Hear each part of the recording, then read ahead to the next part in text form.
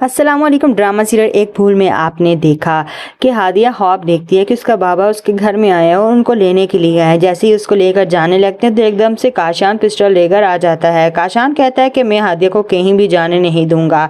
एकदम से हादिया अपने बाप के आगे आ जाती है और काशान गोली चला लेता है, लेकिन ऐसा कुछ भी नहीं होता है। एकदम से ख्वाब में से उठ जाती है।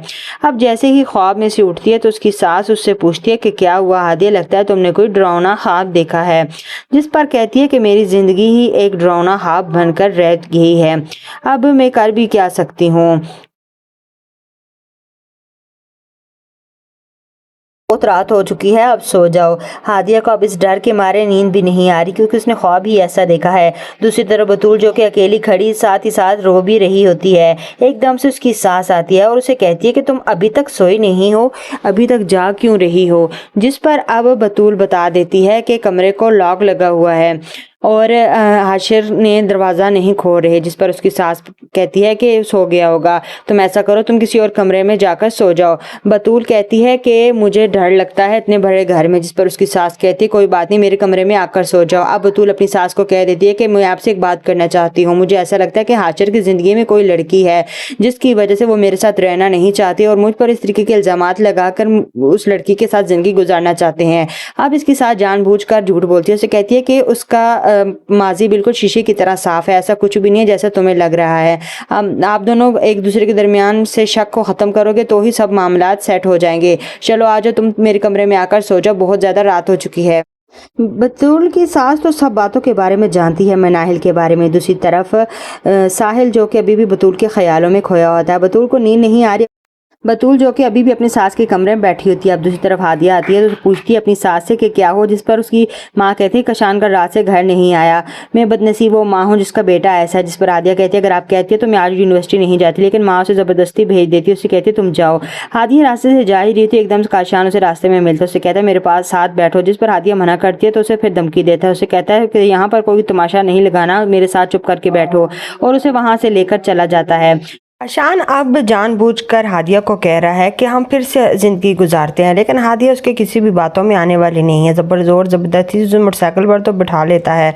हाशिर की माँ जो उसको बुलाती है उसे कहती है कि तुम किस तरीके के ड्रामे कर रहे हो, तुम मुझे और बतूल को क्या पागल समझते हो, हमें नहीं पता कि तुम किस वजह से कर रहे हो और जानबूझकर बतूल से जान छुड़ाने के तरीके ढूंढ रहे हो, लेकिन ऐसा कुछ भी होने वाला नहीं है। जिस पर हाशिर फिर से कहता है आपने देखा नहीं था उन्होंने हमारे साथ कैसा झूठ बोला था। जिस पर अब उसकी माँ तो सच्चाई बताती है, लेकिन हाशिर कुछ भी सुनना नहीं चाहता। वो साफ साफ कह देती है मेरे साथ मैडम फजीला और हादिया की ज़ुबानी जाकर ये सारी बातें सुनो।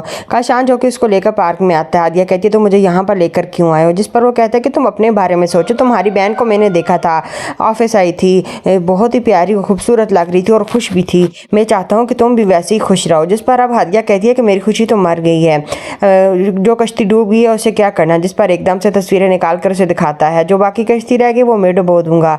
अब हादिया कहती है कि तुमने साहिल और बतूल की तस्वीरें कैसे बनाई हैं। जिस पर कहता है बस बनवा ली हैं, देखो कितनी प्यारी हैं, अगर तुमने ज़रा सी मेरी बात ना मानी तो फिर देखना ये मैं जाकर तस्वीरें हाशिर को दिखा दूंगा। अब हादिया को लेकर ज़बरदस्ती घर आता है और उसकी शॉपिंग भी करवा कर आता है। उसे कहता है कि ये कपड़े पहन कर फ़ौरन से तैयार हो जाओ।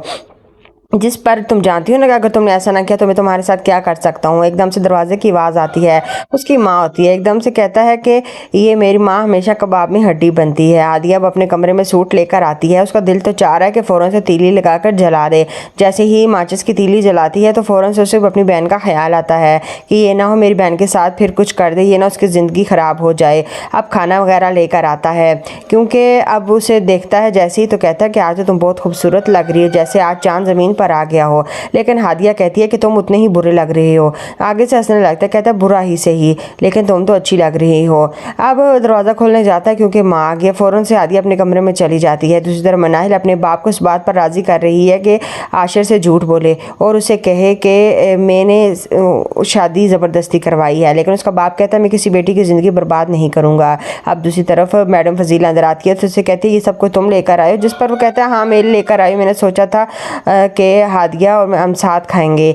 और एकदम से आशिर को कॉल आती है और फ़ौरन से चला जाता है। मैडम फजीला अंदर आती है तो हादिया उससे पूछती है कि ये सब कुछ आशिर तुम्हें लेने गया था, जिस पर कहती है हाँ मुझे रास्ते में मिला था। अब मैडम फजीला उसे कहती है कि तुम हो सके तो मेरे बेटे को सुधारने की कोशिश करो, क्योंकि एक लड़के को बिगाड़ने में एक लड़की का ही हाथ होता है, तो अगर उस के पीछे एक संवारने के लिए भी एक लड़की का ही हाथ होता है, क्योंकि औरत को माशरे अल्लाह ने बच्चे पैदा करने के लिए पैदा नहीं किया, बल्कि उसके ऊपर एक पूरे माशरे की जिम्मेदारी होती है। अब हादिया यहाँ पर सोच विचार में पड़ जाती है। अब क्या करेगी हादिया? क्या काशान सुधरेगा या नहीं, ये तो आने वाले एपिसोड में आपके साथ ज़रूर शेयर करेंगे। अगर सुधरेगा भी तो उसके जो दोस्त जो बत्ताखोर हैं वो उसे मार डालेंगे और हादिया की शादी शायद किसी और से हो जाए। ये तो आने वाले एपिसोड में आपके साथ शेयर करेंगे। वीडियो अच्छी लगे वीडियो को लाइक करना, चैनल पर नहीं है तो पार्ट ड्रामा रिव्यू को सब्सक्राइब करना मत भूलिएगा। अल्लाह हाफिज़।